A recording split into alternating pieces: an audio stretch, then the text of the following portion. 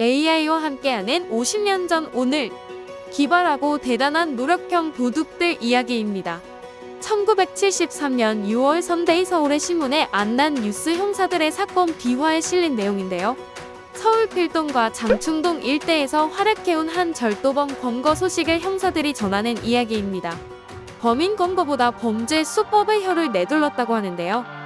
보통 절도범들은 사람들이 깊이 잠들었을 한밤중이나 여름 휴가철 불 꺼진 빈집 등을 노릴 겁니다. 그런데 이 절도범은 불이 켜진 사람이 있는 집도 가리지 않았다고 하는데요. 범행 시간도 대담하게 초저녁인 밤 8시부터 10시 무렵이었다고 합니다. 당시는 대부분 단독주택이라 방범이 좀 허술하기도 했습니다. 하지만 그보다는 TV가 귀했던 시절이라 모두 한자리에 모여 TV를 시청하던 시간대였는데요. TV 드라마에 정신이 온통 쏠려 있을 때 안방에서 흘러나오는 TV 소리나 불빛은 모두 한자리에 모여 있다는 신호나 마찬가지였다고 합니다. 그러니 마음 놓고 작업을 할 수 있었던 건데요.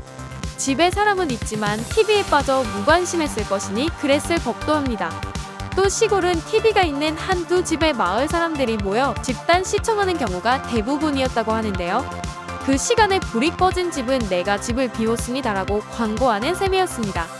결국 도둑이 마음 놓고 작업을 할 수 있는 여건과 환경을 스스로 만들어 주었던 건데요. 그 도둑은 이 같은 TV 시청 시간을 절도에 이용했던 과학도였던 셈입니다. 당시 크게 히트했던 TBC 11연속극 아씨를 이야기할 때면 오르내리는 전설적인 에피소드가 있습니다. 얼마나 인기가 높았던지 드라마 시청 때문에 도둑을 맞았다는 소문이 여기저기에서 돌았고, 그러자 TBC는 대략 이런 자막을 내보낸 후 드라마를 시작했다고 합니다. 시청자 여러분, 문단속, 물단속은 잘 되었는지 확인한 후 시청해 주시기 바랍니다. 드라마 보는 시간에 도둑을 맞고 수도꼭지 잠그는 것을 깜빡 잊고 TV 앞으로 달려간 경우가 얼마나 많았으면 이런 자막까지 내보냈을까 싶기도 한데, 인기 드라마 방송 시간이면 수돗물 사용량이 급격하게 줄었다거나 서울 시내 거리가 한산했다는 이야기도 그 당시에는 자주 나왔던 이야기인데요. 드라마는 한 시대 생활도 바꾸는 힘을 가지고 있었고 도둑은 그것을 이용한 겁니다. 다음은 전당포만을 털어 1년에 3억 6천만 원이라는 당시로선 어마어마한 금품을 훔친 간 큰 대도 이야기입니다.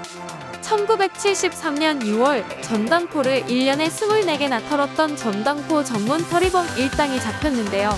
일단 목표를 정하면 똑같은 금고를 사서 여는 연수만 무려 6개월, 사용 장비만도 20여 종이었다고 하는데요. 붙잡히기 전 마지막 타겟은 을지로유가의 한 전당포였다고 합니다. 출입문과 캐비넷 등의 비상벨이 있었지만 850만 원어치나 털어가는 내내 작동하지 않았다고 하는데요.